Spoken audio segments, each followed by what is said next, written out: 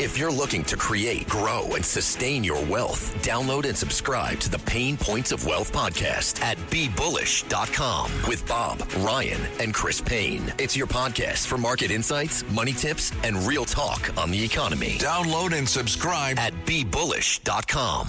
Listen, all you New Yorkers. Excuse me, taxi. Okay, man, we're looking around. This is the 77 WABC minicast. And now let's go to breaking news. Breaking news. Let's now go to Jesse Garcia. He is the chairman of the Suffolk County, New York Republican Party. And Jesse Garcia, you were one of the lucky ones to be there inside the chamber when President Trump was giving his State of the Union address, just wrapped up a few minutes ago. Tell us what it was like being there and the mood and what you thought of the speech. Rita, it was great to be with you again. The mood was electric inside the House chamber.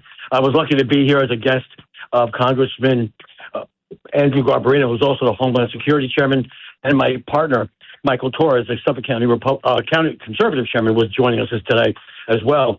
And the president's speech was spot on. He used average Americans, heroes from our neighborhoods and our streets, to epitomize and demonstrate the importance of his policies, the policies that are making America stronger, more secure, more wealthier, and bolder again in our country's, in the world, quite frankly. You know, Jesse, watching it and going through it with all our great listeners here, literally around the country, of millions of folks listening here to the Rita Cosby Show at this moment. And it really seemed like two different worlds. Like the Democrats would not even stand up. Even some of them weren't even standing up at that great moment when the hockey team came out, or when Irina Zaruska, her mother, came out and was sobbing. That was so emotional. These were moments where how could you not stand and honor these incredible people? How did it feel like when you were there? Were you surprised that some of them wouldn't even stand up for things like that? It's unfortunate, but I'm not surprised. We've seen the Democrats and their far left agenda and embracing them do anything they can not to give Donald Trump, our great president, the accolades as he acknowledges not just his policies, but the average Americans that have benefited or are heroes that have demonstrated the freedom and liberty and protected that freedom and liberty that we all enjoy here in our country. And so, honestly, I'm not surprised, but I think the president said it best. You know, he's direct, he's straight talk, he's from New York, so we speak it bluntly. He called out those policies and those political parties and Democrats that have tried to stymie the growth that he has helped resurrect in the last, year that he served as our president. You know, one of the things, too, the moment with the Democrats, Jesse, Al Green was removed or left. I'm not sure which early. And then Ilhan Omar and the others, when he started talking about the Minnesota fraud. I mean, you can't make it up, Jesse.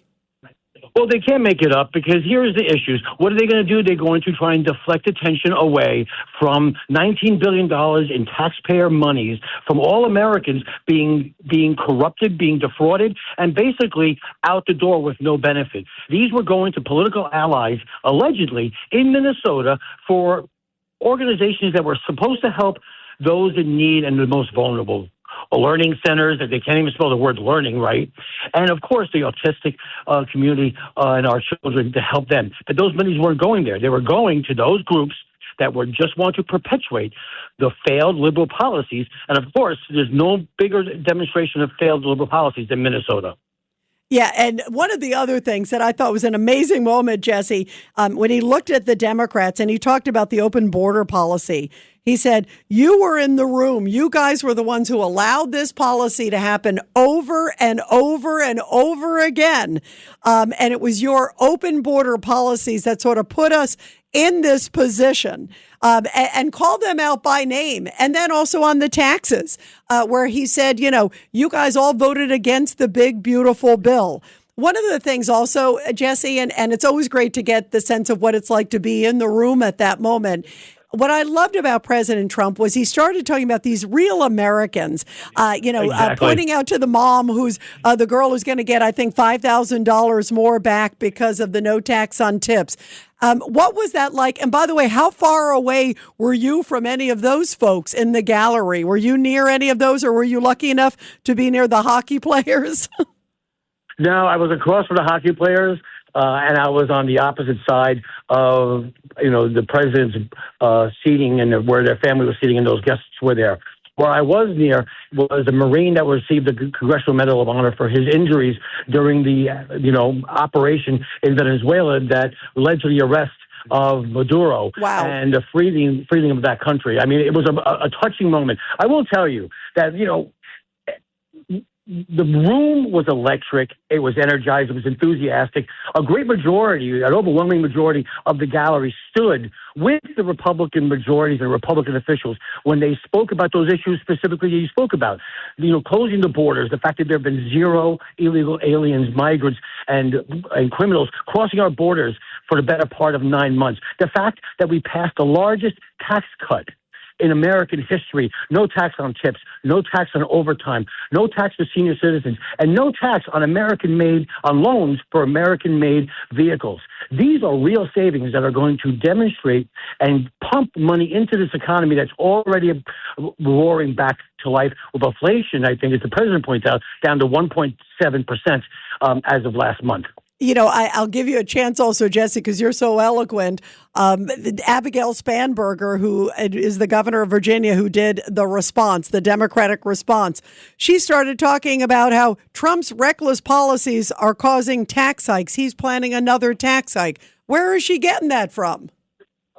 She's getting that from her own policies. The fact that you have those governors in blue states and newly minted governors, like here in the city of New York, Mayor Mamdani. What does he do? He wants to, provide a lot of free services, groceries, buses, and other services to non-citizens and illegal citizens and criminals. But at the same time, how is he paying for it? By taxing everyone almost 10% of a property tax hike. The Democrats are the party that taxes everyone, while the Republicans want to invest in America by giving the American taxpayers their money back so that they can decide their future and how to better spend that. And the best way to spend that, as you know, Rita, is back into our economy, creating jobs, purchasing goods, moving our economy and the GDP higher and higher. And, before I let you go, Jesse, you sound like you're on a high. I'll tell you, it is. It is. I'm so jealous. I have been there during the State of the Union. It is such a cool thing. As you know, I was senior correspondent for Fox in Washington, so I got to spend a lot. It is.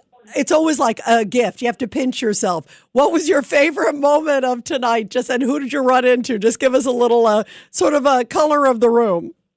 Probably the color of the room, honestly, to be there and each and every one of the stories of the Americans that the president pointed out to, their challenges, the way they overcame those challenges, how good, sound Republican common sense policies have lifted them up and have made their lives better and made America better and made us all able to achieve the American dream. Those moments and times with the real Americans that he pointed out and he invited as his guests, that was the highlight for me. Well, it's a highlight for us to be able to hear from you minutes after the State of the Union address. Jesse, I know you're right there still on the Capitol, and you got a lot going on there. We're so appreciative for you to call in.